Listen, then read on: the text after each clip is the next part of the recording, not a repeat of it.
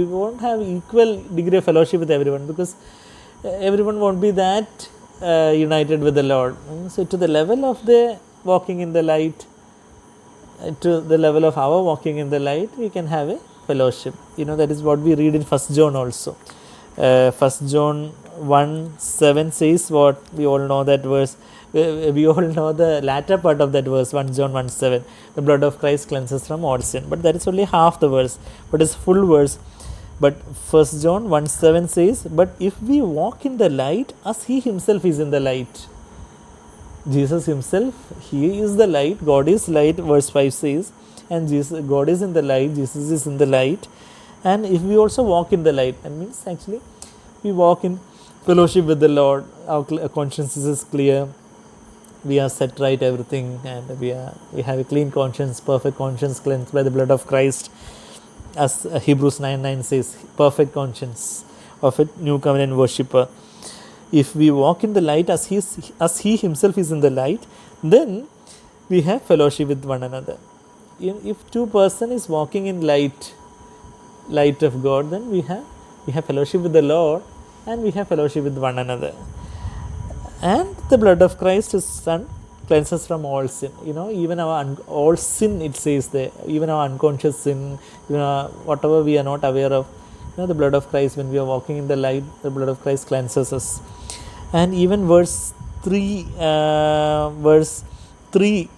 John the Apostle is saying, just a few verses prior to that, he is telling in first two verses about his the life which was manifested. Verse 2, the life was manifested, the life of Christ was manifested, which we have seen and testified, proclaimed to you the eternal life. And then he says, verse 3, 1 John 1:3, what we have seen and heard we proclaim to you also, so that, why he is proclaiming all this? So that you too may have fellowship with us. And indeed our fellowship is with the Father and his Son Jesus Christ. So John the Apostle is saying that our fellowship is with the Father and the Son Jesus Christ. And we are saying all these things so that you can also die to yourselves and get connected with the Lord, and then we'll have fellowship with one another, that you too may have fellowship with us. That is only in the light there is fellowship.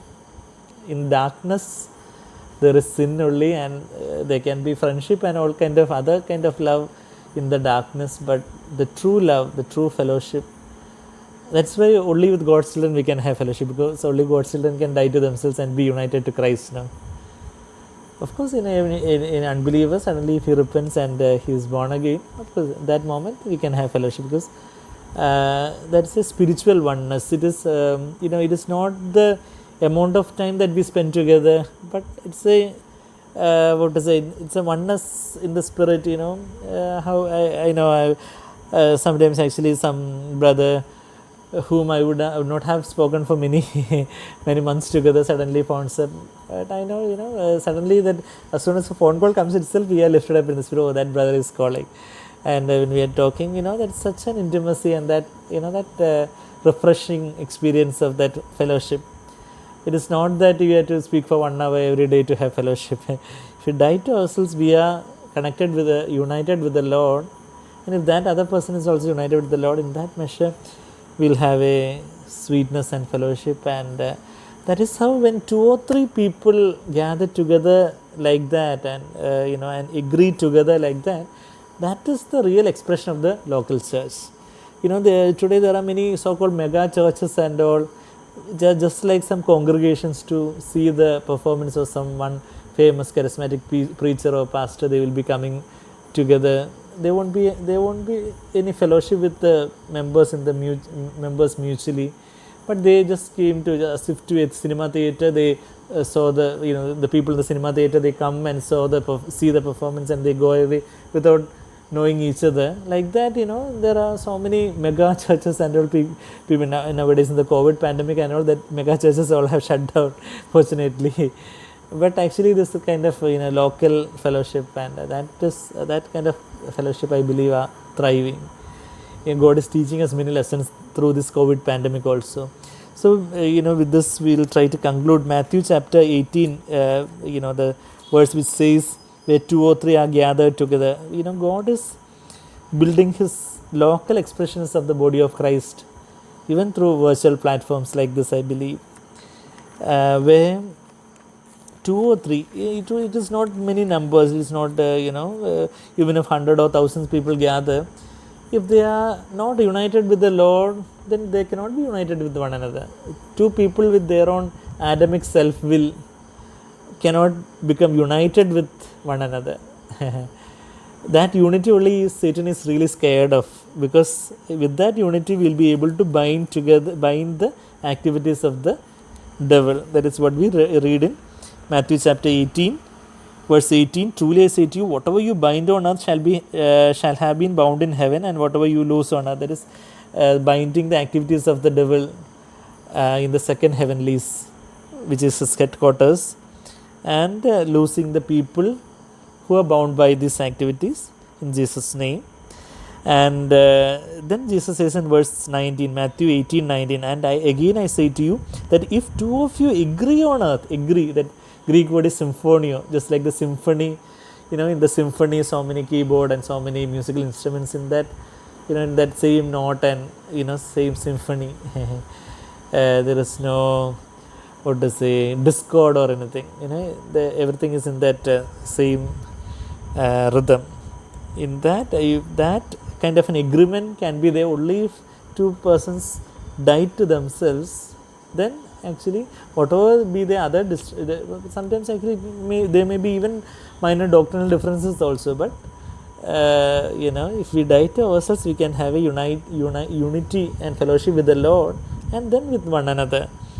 So if two of you agree on earth about anything that they may ask, it shall be done for them by my Father who is in heaven. That's, if a husband and wife can unitedly agree and pray before the Lord, that 2 or 3, husband and wife and children, that is a real blessed family fellowship. And also even in the local church, when it is not the number of people that Satan is scared of, or even God is not impressed by the numbers, but if there are a few people, even 2 or 3, who can die to themselves totally, and they seek only God's glory, they do not seek their own, and then there will be a unity amongst them, which gates of Hades cannot prevail over them. I will build my church, and the gates of Hades that is a church that God is building, that gates of Hades will not be able to prevail over the church, that body, expression of the body of Christ. And it shall be done for them by my Father who is in heaven. Then verse 24, where 2 or 3 have gathered together in my name, together in my name, I am there in their midst. In such a fellowship, God has promised His presence. Not suddenly. It is not like any 2 or 3 just they come together and say that we are come in Jesus' name, and they are actually seeking their own. Then actually this Jesus presence is not promised over there. But if they agree together, they are united with the Lord in their spirit, and they have that unity and fellowship together, then Jesus' presence, of course, even with an individual believer, Jesus says that I will not forsake you, not leave you. But when there is this unity and fellowship in the body of Christ, Jesus' presence is much more powerfully present and manifested, and activities, that is how activities of the devil will be bound, and that's why the fellowship is so important. That's why the devil hates that fellowship. That's why the devil will make sure that we won't have fellowship with God's children. He will try to, make us a lonely person without any fellowship, so that he can easily knock us down. Ecclesiastes 4:9-11. Yesterday also I was referring to that verse. Ecclesiastes, its time is overshooting, but there also it says that if 2 are there, the enemy won't be able to overpower them. Ecclesiastes 4:9-9. 2 are better than 1, because they have a good return for their labor. If either of them falls, the other will be able to lift up his companion, and woe to the one who falls when there is not another to lift them up. If we, if there are fellow brothers and sisters in the body of Christ, and even if one person is little discouraged, I think the other person can encourage. And furthermore, if two lie down together and keep warm, especially in the context of marriage, but how can one be warm alone? And if one can, verse 12, and if one can overpower him who is alone, two can resist him. That is resisting the devil. And then it says a cord of 3 strands is not quickly torn apart. So far 2, then suddenly where is this 3? When 2 or 3 are gathered, then Jesus is the third person in that 2 persons midst, binding us together with the cords of love. And Hebrews 10:25 says that let us not be like some who forsake assembling together. Of course, fellowship is not just the formal kind of meetings like this. Of course, even communication with God's children, and keeping in touch with them, and being accountable to some spiritual authority that we are sure that God is placing over us. All that is part of fellowship. Then only we can grow in the Lord, we can be guided, and we can be shepherded in the Lord. Bible says in Hebrews 13:17, obey your leaders. So that means actually God expects us to be under the leadership of godly people. So in the Old Covenant, actually it was only one prophet or one Moses, one Elijah God was using mightily. But in New Covenant, even when we turn to the pages of the New Covenant, as Brother Zach always says, Jesus is sending them 2 by 2, not 1 by 1. Matthew 10 onwards, we read that Jesus is sending them 2 by 2. No prophets in the Old Testament could work together because they couldn't agree, because it was the Old Covenant, the Holy Spirit hadn't come within them. But today we can work together as one body with no fighting or conflicts, because we die to ourselves and we see God's glory alone.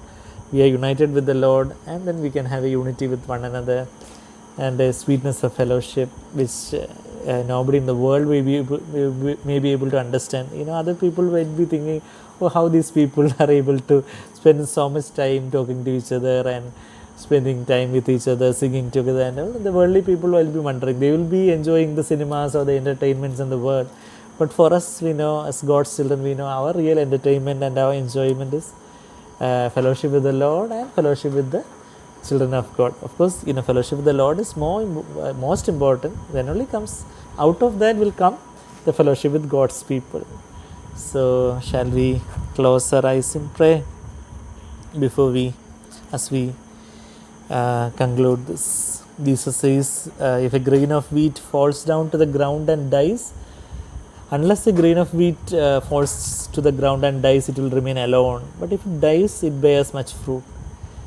John 12:24, Jesus says. So if we die to ourselves, then we won't be alone. We'll have fellowship. God will bring us other like-minded people to us, because that life of Jesus in us will be like a magnet, and that will attract many people who are in darkness, those who are in search of light. God will bring together in His own sovereign ways. He will do that. That is His promise. If we fall to the ground and die to ourselves fully, then there will be much fruit in our life. There will be so many grains that will be there in that plant. Not one grain alone, but that one grain has to die. So like that, if we die to ourselves, the Lord can bring many people, like-minded people in our locality, and we can have fellowship together and glorify the Lord. And that is what the Lord is looking for in these last days. Malachi 1:11, it says that from the rising of the sun to the setting of the sun, my name shall be great among the Gentiles, and there will be a pure offering in every place. In every place, a pure offering of a local church fellowship the Lord is desiring. And may the Lord use each one of us to build and to be part of local church fellowship which God is building. Shall we commit ourselves unto the Lord? Shall we ask the Lord to forgive us for not valuing fellowship with Him and with one another adequately in our past lives? Shall we ask the Lord to cleanse us from that sin? And shall we ask the Lord to Flood our hearts with the spirit of resurrection, the Holy Spirit, as we yield ourselves totally to the Lord in death to ourselves.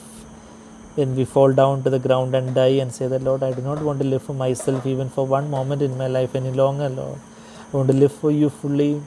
Flood me with your spirit of resurrection. And we pray that, Lord, in our lives there will be so much of fruit for you, Lord Jesus. Shall we surrender ourselves unto the Lord? Loving, gracious Heavenly Father, cleanse us with your blood and flood our hearts with your Holy Spirit. Help us to value fellowship with you and with one another. Help us to consider one another as more important than ourselves, Lord. Not to be self-centered and proud, but to die to ourselves and to be flooded with your love and life, so that we can love one another just as you have loved us, Lord. Help each one of us. We are weak people. You alone can help us. In Jesus' precious, sweetest name we pray. Amen.